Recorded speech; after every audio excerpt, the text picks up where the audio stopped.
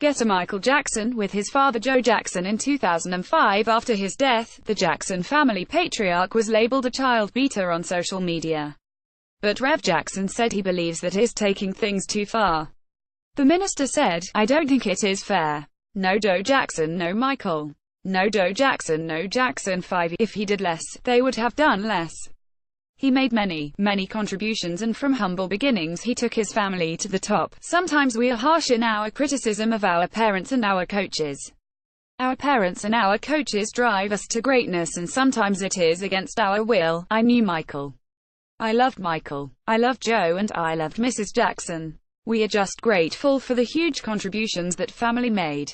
It was a huge contribution." Jesse Jackson spoke out. If he did less, they would have done less.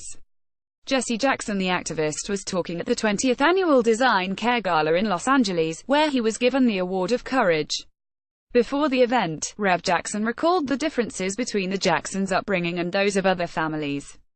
He said, "I remember going to the four-bedroom house in Indiana, and they were doing dance moves, learning guitar and learning musical steps, while other kids were out playing ball." Rev Jackson's comments will be sure to rile many of pop legend Michael Jackson's fans, who will recall the singer saying his father used to hit him with a belt when he performed badly.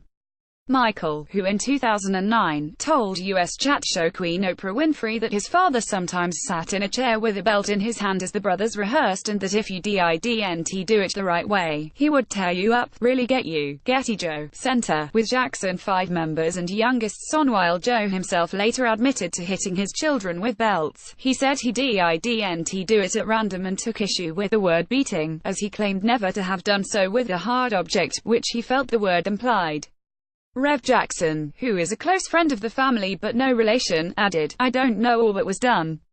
They achieved the very greatest in their field, and that was driven by the passion of Joe Jackson, and for that we should be thankful." The group that became the smash hit Jackson 5 began practicing together during the early 1960s, initially comprising Joe's 3 eldest sons, Jackie, Tito and Jermaine. They later became a 5-piece after Marlon and Michael joined.